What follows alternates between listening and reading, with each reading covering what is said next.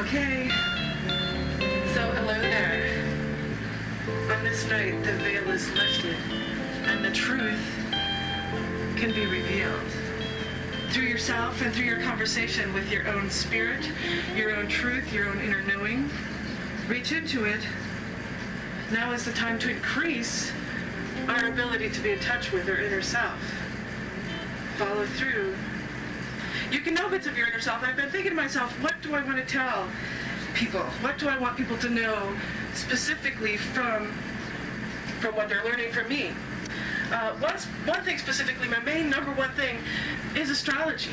The planets can tell you so much about who you are and what you represent and what factors rule you and what factors lead you into life itself, into resolving what it is you're here to learn. Now, the planets, each one of us is a physical representation of where the planets were at a particular moment in time. So every single person, every single being on the planet, we're all vibrating to a different answer. We all have a unique set of circumstances that make us who we are. Now, of course, people can say, what about twins? But we all interact with each other, and therefore even a twin's experience is going to be uniquely different from their other part, because at some point in time they're going to be interacting with different people, and therefore mixing the mathematics of who you are with who somebody else is, and creating a different answer as to what the influences are that rule you. The math becomes the myth. The myth becomes the math. The math brings meaning out of the whole elements or the whole story of the mythology as it comes together. Know this about yourself. Now, specifically, one of the things I stress is your rising sign. Because your rising sign is the surface through which you view or through which you experience life itself. It's your relationship with you, and that's the one relationship that you don't lie in, that you are constantly present with. Therefore, it's the truth from the surface of yourself coming out. Therefore, it's what other people see of you. So if you really want to get a lot of information over on somebody, instead of saying, hey, what's your sign? You want to ask them what their rising sign is. Because your rising sign not only tells you what the surface of who you are is about, but it also tells each and every house cusp around the chart. So it shows how you're going to react to every different avenue of life, in what manner, in what way. What sign rules each house cusp shows in what direction you fulfill the ideas of what each house is about. Now, houses correlate with planets, which correlate with signs. They all interweave together. There's set definitions or set patterns of each one of the symbols, and then they blend. So it's a layering of answers, it's a layering of truth. It's a very complex layering of truth that's constantly in motion. The planets don't ever stop. They're constantly moving. So not only do we represent who we are from that given moment, our birthday moment, specific to the hour and minute of our birth, and also calling upon where on this globe we are measuring from. So the longitude, latitude of where you were born is specific as well. But we take that point, that still point that each one of us represents, and then we compare it with where the planets are at any given moment, whatever moment we're studying. Now is generally a good one, because that's what people want to know about. But, however, seeing into the now also tells you what was and what will be. It tells you the timing of the direction that you're going. It tells you when the influences are going to be where. The joy of it is that the planets all move at constant speed. So therefore, we know exactly where they're going to be at any given moment. It's a simple law of physics. But by knowing where they're going to be, that tells us, each and every one of us as an individual, how that placement is going to affect each one of us. So the truth of where a planet is, how that affects each one of us, is going to be uniquely different for myself, as for somebody else, as for somebody else, as for somebody else. The action of the planets comes out according to what house it's transiting in. So really, your experiences are similar, the timing of your experiences are similar to people that you share a rising sign with. So you're more similar to people who share the same rising sign with you, more so than the same sun sign. Although don't get me wrong, the sun sign is very important. It's your sole purpose. It is why you are here. But how you go about doing why you are here, the costume of yourself, that's your rising sign. And that rising sign thereby sets the timing of every influence in the rest of the whole picture. And now the planets all move at different speeds, so they affect us in different ways, or they affect us with different timing. The moon is the fastest. It moves through every couple of days. It moves through a whole sign. It moves through completely around the circle every 28 days. And then, of course, clear on the other end, we've got Pluto. Of course, now this new planet is showing itself, but we don't quite know about it yet, so we'll find out as it happens, so I'll keep you informed. But nonetheless, we look at Pluto as being the slowest planet. It takes 248 years to get all the way around its cycle. Long time.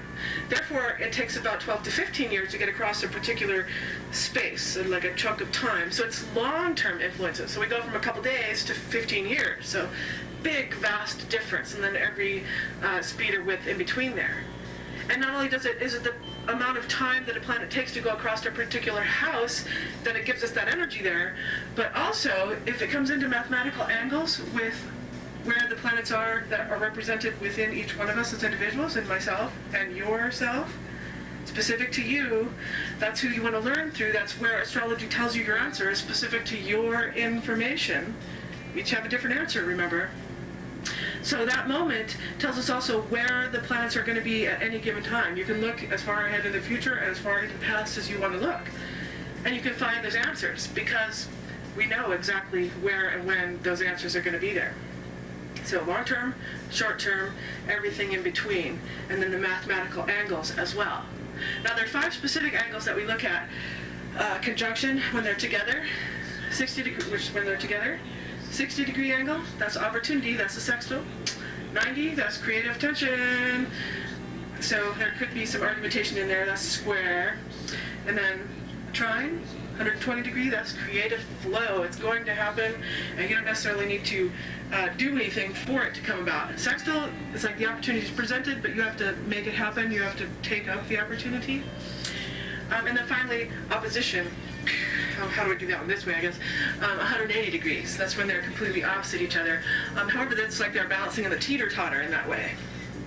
So as one is up, the other is down. So could be a conflict of interest or intention between the two energies, or they could just be, one is operating and then the other is operating. So it depends on which planet they are as to how those influences occur. And each intermixing of these energies, of these planets, of the meaning and the metaphor of what they tell us is going to affect us at different times in our life. And that's how we manifest the dramas, the individual daily dramas that we live out.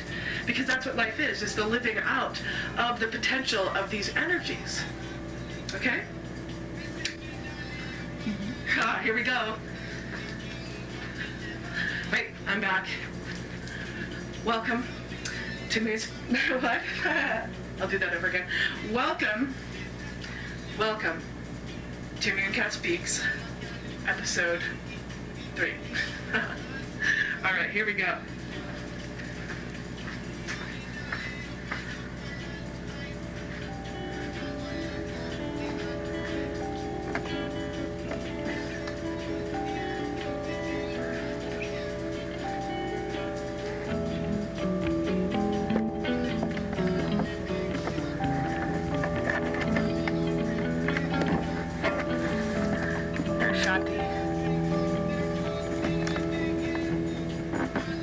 Shanti!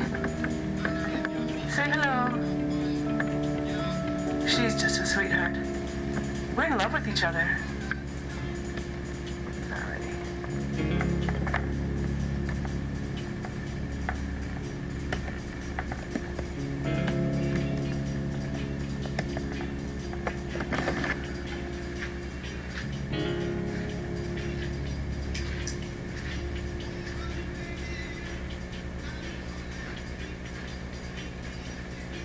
Time, concept, principle,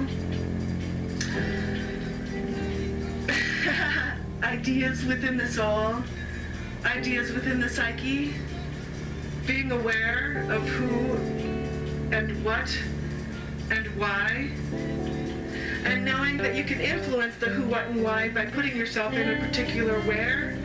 That's another thing. You can use astrology as a tool to find where on the globe you can put yourself on purpose to utilize a specific energy, depending on what energy you want to use in your life. If you're looking for love, go to Venus. If you're looking for action, go to Mars. If you're looking for professionalism, go to Saturn.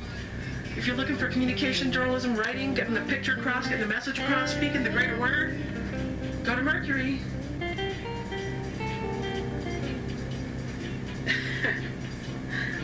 I hope I'm not too close. I bet you I'm just right, though. Oh, let's see here. What else? You want to travel? You want to get there? You want to experience cultures and spiritualities and religions? Look to Jupiter. Mercury, Venus, Earth, Mars, Jupiter, Saturn, Uranus. Well, Chiron would be the next one. Do you want to heal yourself? Where can you really dive in and fix who you are? Look to Chiron. Put yourself in a place where Chiron becomes significant. Or just work with when Chiron is making changes in your own chart. Either way, it works in both directions. Lots of answers, layers and layers and layers of answers. And they're all truth. Depending on which cycle you're looking at, they all have meaning. You can learn from or feel the influence of all of the cycles as they're happening. Because there's the natal you, which is the truth of who you are. Oh, Claw Mistress. The kitty's scratching at the couch like she's not supposed to do. There's the natal you, who is who you are, the unchanging part. But then there's constant cycles on top of this. The planets go around their own orbits, which are depicted by going around the chart. And that tells us where their energy is going to be at a particular time. But there's also individual cycles within that. Whenever a planet goes completely around and crosses again where it specifically once was, that's called a return.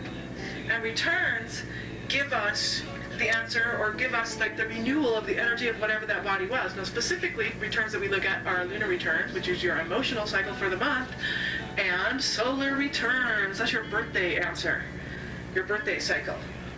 And every moment that cycle renews itself, we can use the roadmap, we can use the map of the angles of where those planets are and interpret them. It's like having an answer key in advance to what the energies are going to be like in your life. And they're very much in motion, they're very much in action. So if you see these answer keys, you can kind of figure out why your life is doing what it's doing. Because that's the joy of it. We all manifest these crazy dramas to live out the potential of what these energies are. You still have free will in there. Don't you worry about that. Whoa. All right. So, I better let the cat out.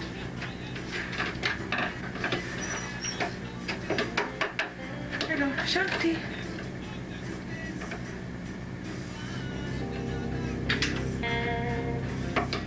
She's out. She'll be back in a little while. She likes to run. Don't we all? I lost my train of thought. Anyway, you got the picture, right?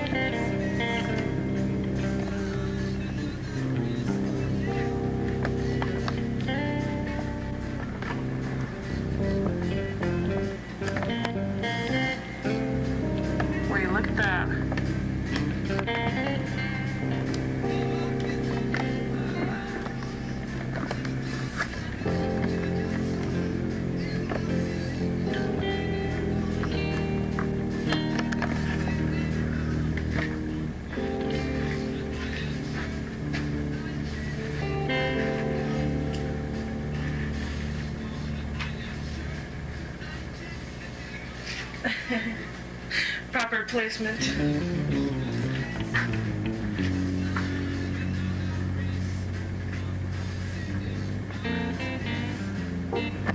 Oh, sorry.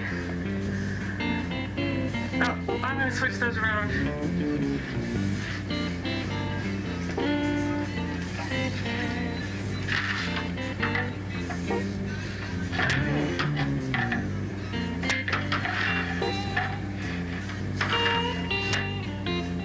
I just see my magical fish jumping out of the water.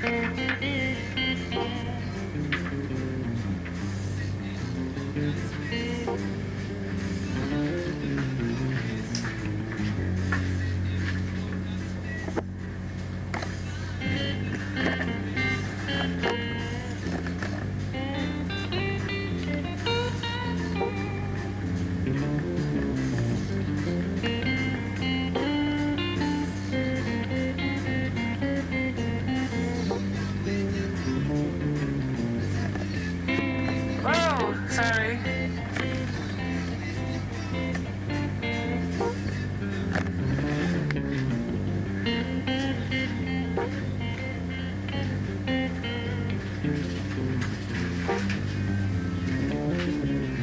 Okay, I have another idea. I don't know if you'll be able to see this or not, but I have this little placemat that sits on my kitchen table of the planets. I believe the light's not shining on there weird. Anyway, it just gives us this idea. Here we are right here, Earth. A little simple placemat. Isn't that lovely?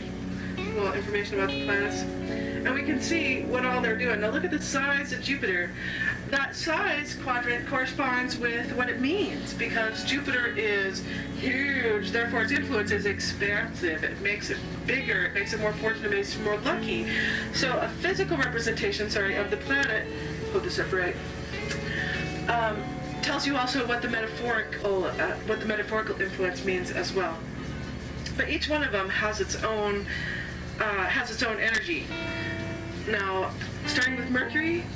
Mercury is communication. Mercury is getting your thoughts across, getting your ideas across, getting your words spoken, getting your words sung, getting your words published, getting your words with meaning and understanding and intellectualism, delivering the word, delivering the message. So computers and the United States Postal Service and let's see here, emailing and recording CDs and getting books published and the magazine industry and the newspaper world, all that is mercurial. Hermes. Venus, goddess of love, she's what helps you hook it up. You know what I mean? Helps you hook it up with yourself as well. So self-compassion, appreciating love, art and beauty and wholeness, and sensuality and the innocence of being pure. The innocence, or the pureness of innocence, I should say. Let me turn that around. And then Earth. We actually don't have an Earth sign. Are we done looking at the little picture? I'm going to put it down. We actually don't have an Earth sign because we're standing on Earth. Earth is actually our pivot. Because we are standing on it, it doesn't exist in outer space because it's our fulcrum point. Therefore, we don't have an Earth sign. However, if you wanted to actually, if you insisted that you had to have an Earth sign, the Earth is always exactly opposite where the Sun is according to our astrological maps because it's our measurement base. Therefore, your Earth sign is opposite your Sun sign. So knowing that balance, that's what gives you the opposite. Aries goes with Libra. Let's see here. Taurus goes with Scorpio. Gemini goes with Sagittarius. And Cancer goes with Capricorn. And the last one. Leo, it's not the last one though. Leo goes with Aquarius. And Virgo goes with Pisces. Those are the balancers. So whatever sun sign you recognize yourself as being, whatever pairing I said that you fit into, that one would be your Earth sign, would be the opposite of the sun sign of the pairs, right? Yay, articulation. All right. Golly, what to say? I think that's good for now. Okay.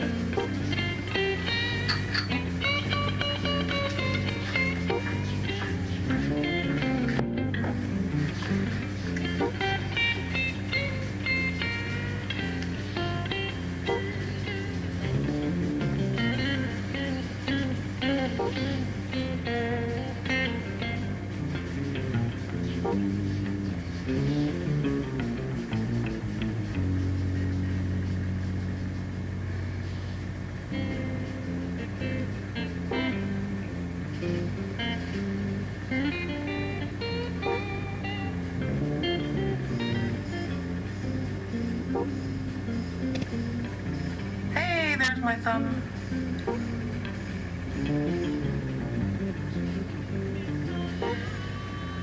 Whoa.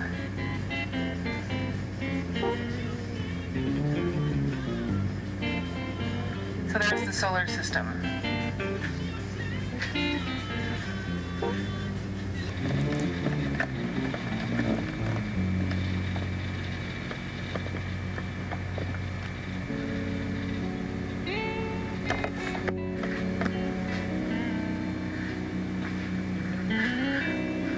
Okay, so welcome to my computer. I have it way up here in the air because, well, because that's where it goes.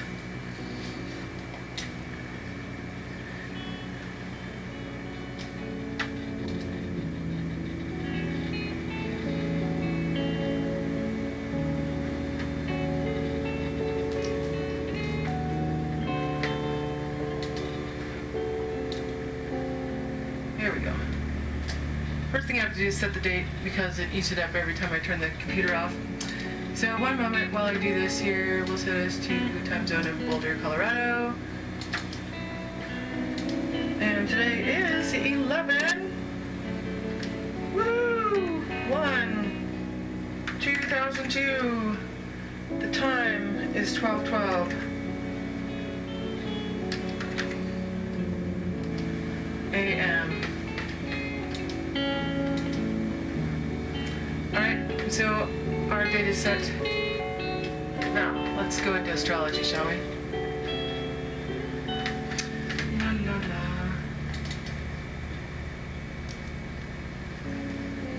It's right here. No, it's not. Go away. It's right here.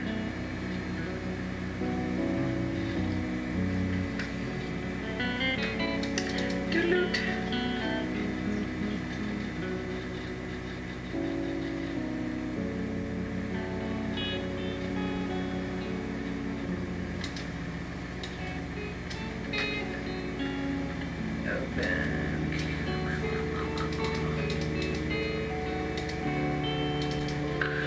There I am. Chiron, yes. Alright, so this is what's going on right now. See, it creates this little picture with myself. This is the roadmap of who I am represented in the middle here. And right around the outside edge, this tells me exactly where the planets are right in this moment and how they're affecting me. And see how I know the timing of everything is you just learn to recognize the glyphs and the symbols. They all mean something in particular. I'll have to show you that piece of paper too.